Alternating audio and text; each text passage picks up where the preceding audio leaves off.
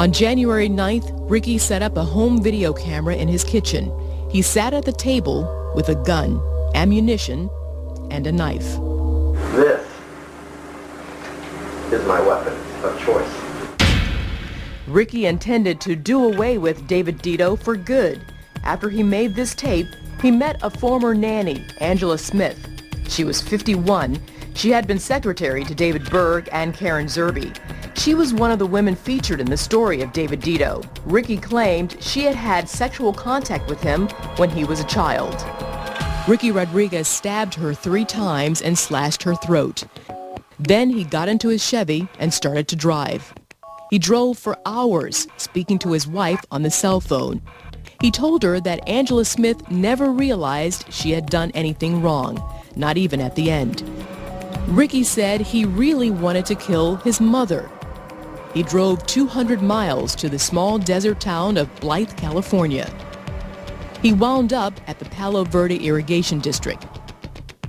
It seems he had just ran out of road. He stopped the car, took out a gun, and fired. It's an awesome responsibility, and a horribly awesome responsibility for any person, for any young man to have to bear. It's a horrible thing. We'll be right back. The boy who wrote poetry about his plans to kill his father. That's next. And coming up, we couldn't resist it one last time. Our beloved fainting ghost. Some finer points of the all-new Hyundai Sonata. It has more interior space than Camry or Accord, plus standard electronic stability control and 6 standard airbags, with quality backed by America's best warranty. All for $4,500 less than Accord. The all-new fuel-efficient Hyundai Sonata. Nicely equipped at $16,995. It's a Hyundai like you've never seen before.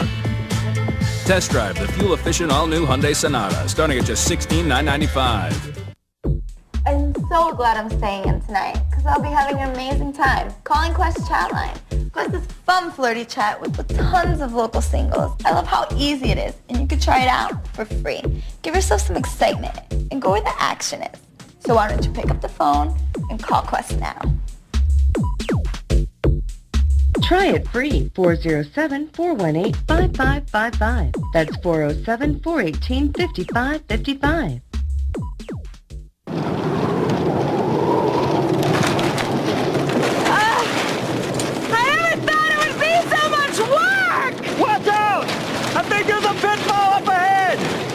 Selling your home shouldn't be this hard. At RE/MAX, you'll find an experienced agent to take on the job and make your life a whole lot simpler.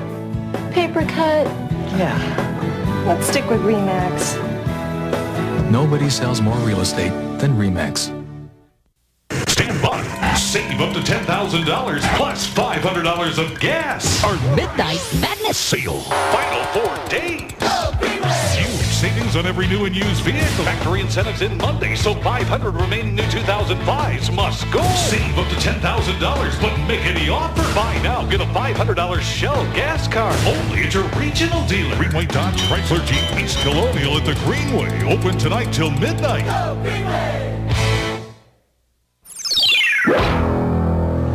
Welcome back to A Current Affair. This is the story of a young man with such a vile hatred of his father.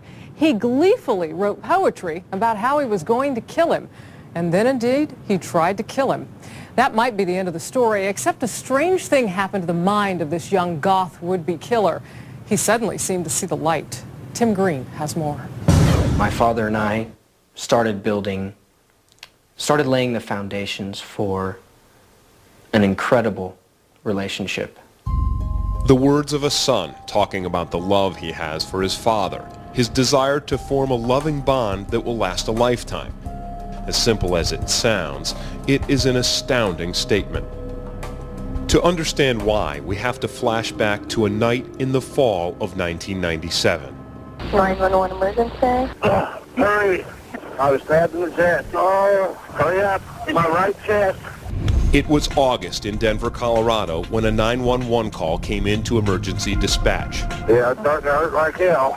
Okay, we need paramedics, 7259 West Kentucky. The caller had been ambushed in his own house, savagely knifed by two attackers bent on murder. Okay, I want you to hang on. Tell me, okay, do not. Hey, hurry. I'm not going to last too much longer. The victim, minutes away from death, was able to name his assailant, and his identity was a sickening shock. My son just stabbed me. These are the mugshots of then 14-year-old David Riddle. At a mere 4'8", 100 pounds, David was a tiny time bomb of teenage ferocity. He was a goth who wore black, listened to shock rock, and wrote hateful poems about death. His father, Cliff Riddle, who barely survived the knife attack, knew early on he had a deeply troubled kid on his hands. He was an angry kid, but he never could convey what he's angry about.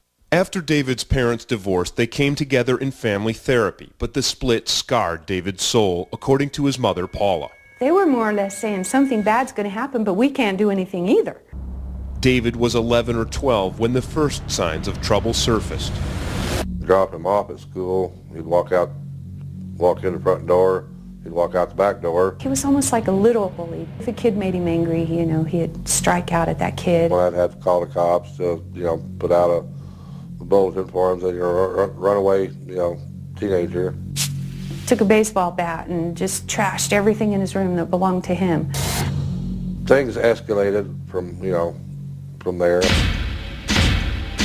He would write poetry that was very, very dark and scary and very murderous.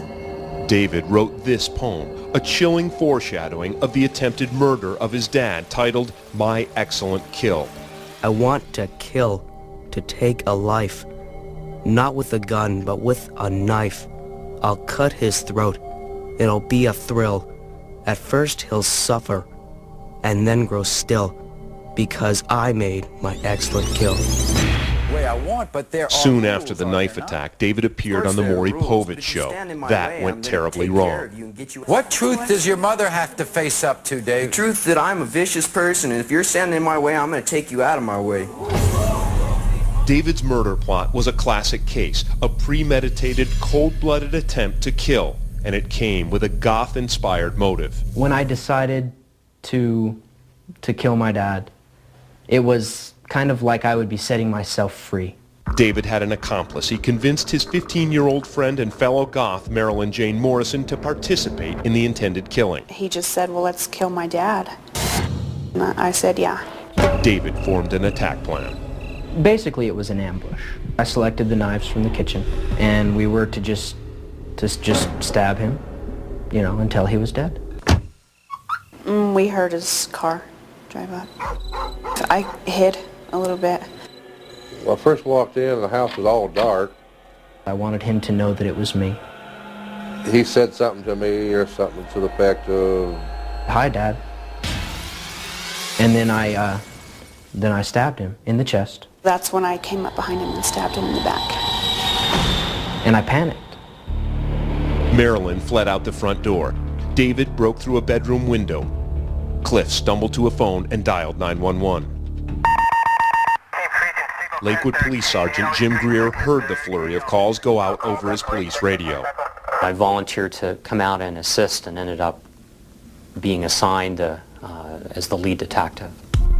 Miraculously, Cliff survived. His son and accomplice were arrested. They admitted to their cold-blooded crime. Charged as adults, David and Marilyn pled guilty and were sentenced to 16-year prison terms. And prison is where David now says he had an awakening.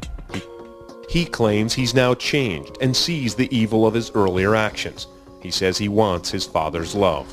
I've cried many tears. Not because I was locked up, but because I let myself feel the pain that I had put everyone else through. These apparent moments of introspection led David to seek a new beginning with his parents. His first step was a plea for forgiveness in a letter to his dad. Come to an understanding that while we'll never forget, the forgiveness is there, so I can be forgiving.